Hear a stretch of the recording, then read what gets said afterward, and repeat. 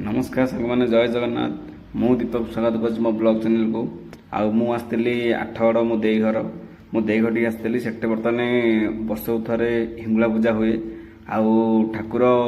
गाँव में घर घर बुलिकी पणा पिंती भोग खाती तो यात्रा भी हुए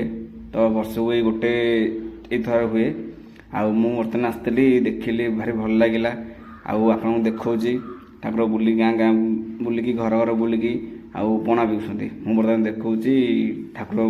बुलिकी भोग खाउछंती कि पणा पिउछंती से तुम देखौची देखंतु।